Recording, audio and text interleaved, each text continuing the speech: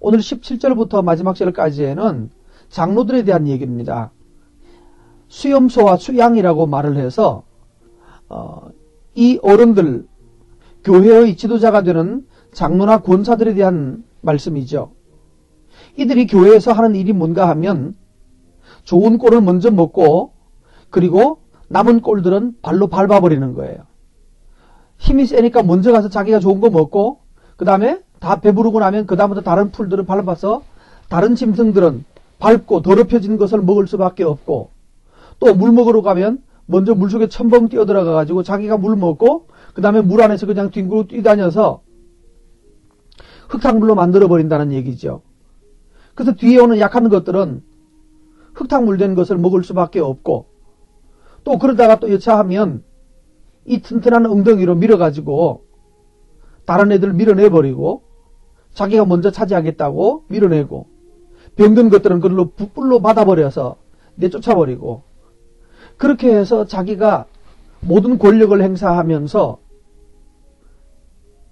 어지럽히고 있는 이 지도자들에 대해서 하나님이 심판하시겠다라고 말씀하시고 그러면서 하나님은 한 목자 예수님을 보내주셔서 우리의 왕이 되어주실 것을 말씀하고 있습니다. 오늘 마지막 31절에 중요한 표현 하나가 있는데 너희는 사람이요 라는 표현이 있습니다. 너희는 사람이다. 나는 너의 하나님이다.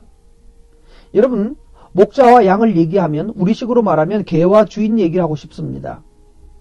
어떤 강아지가 예쁘던가요? 종자에 따라서 예쁜 것이 아닌 것 같습니다.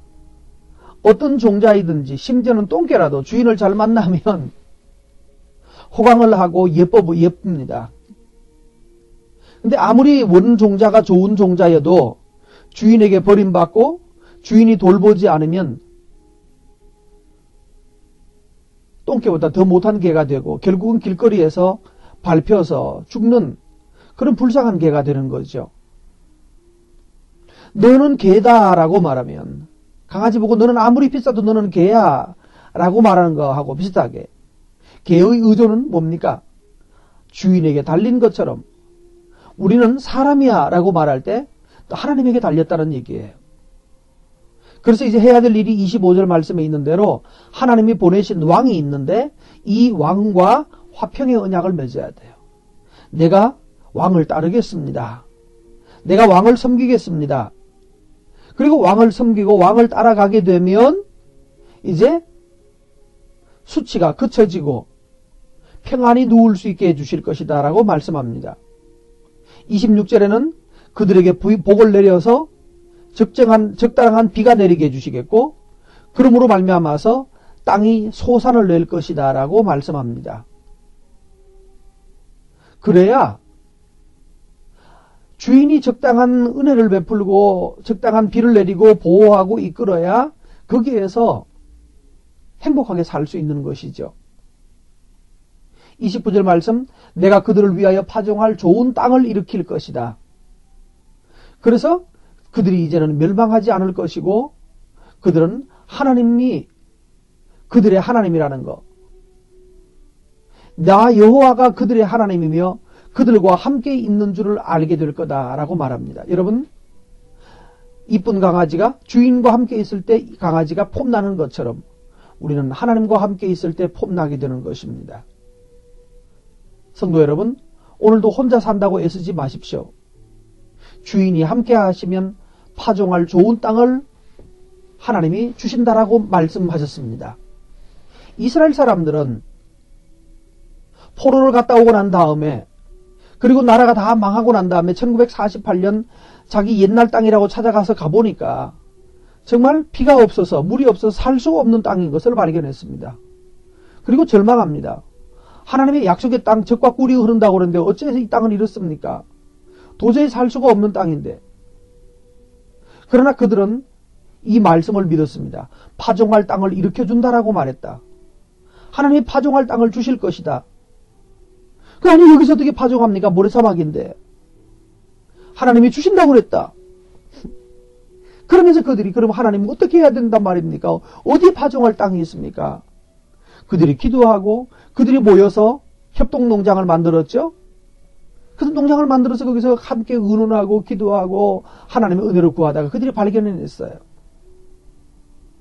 땅 속에다가 파이프를 다 깔은 거예요. 우리 집안에 왜 방 안에 보일러를 깔아가지고 어디나 따뜻하게 만들잖아요. 그것처럼 그들이 땅 속에다가 다 파이프를 깔았어요.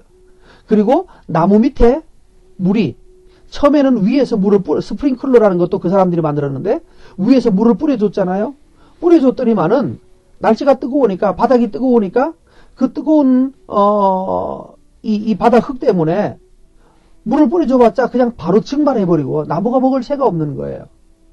그리고 물이 너무 많이 들어요. 그러다가 그들이 다시 발견해낸 것이 흙 속에다가 아예 땅 속에다가 보일러를 깔듯이 관을 묻고 그 다음에 나무 뿌리에마다 관을 구멍을 뚫어가지고 보일러에 구멍을 뚫어서 거기에 물이 새 나오게 만들었어요. 그래서 작물에 따라서 이 작물은 물이 어느 만큼 있어야 되는지 연구를 해서 하루에 200cc가 필요한 데는 200cc만 물이 나오게 아침 저녁으로 나누어서 나오게 하고 그렇게 해서 나무 한 그루에 또는 풀 한 포기마다 최소 한 포기마다 물이 거기에 딱 맞는 양만 나온 거예요. 위에서 햇볕은 쨍쨍해 주니까 햇볕이 좋고 밑에서 물이 있으니까 시들지 않죠. 시들지 않고 가장 적절한 물기만 가지고 나무가 자라니까 너무너무 잘 되는 거예요. 그리고 햇볕이 쨍쨍하니까 거기에 다른 해충들이 자랄 새가 없습니다. 우리나라 같으면 배추기를 만들어 놓으면 뭐 나비가 오고 또 진딧물이 끼고 그러잖아요. 근데 그네들은 진딧물과 나비가 생길 수가 없는 거예요. 가장 적당한 모습으로 그렇게 해서 물을 줬더니만은 이스라엘에서 만든 모든 그 채소나 또 야채나 과일들은 다 프랑스나 영국이나 비싼 나라로 다 팔려갑니다. 그리고 주변 국가들 가운데 가장 아주 부유한 사람들이 사먹는 최고의 제품이 되었습니다. 그렇습니다. 여러분, 눈에 비가 없다고 눈에 뭐 보이지 않는다고 불평하지 마십시오. 하나님께서 여기서 파종할 땅을 일으켜주겠다라고 말했으면 여러분이 있는 곳에서 파종할 방법이 생길 것입니다. 하나님께서 주신 약속을 믿고 하나님 어떻게 파종해야 됩니까? 라고 물으십시오. 주님이 여러분에게 왕이 되셔서 그곳에서 파종할 방법을 만들어내시고 그들에게 복을 내려서 적당한 비를 내려주시고 그래서 열매 맺게 해 주실 것입니다. 문제는 주인 없는 개가 불쌍하지 주인만 있으면 어떤 개도 아름다울 수 있는 것처럼 하나님께서 예수님께서 우리의 왕이 되시고 목자가 되시면 우리의 삶에는 빛나는 삶이 될 것입니다. 주의 은혜를 오늘도 저와 여러분이 누려서 평안히 눕고 평안히 쉬고 평안히 일하는 은총의 하루가 되시기를 축복합니다.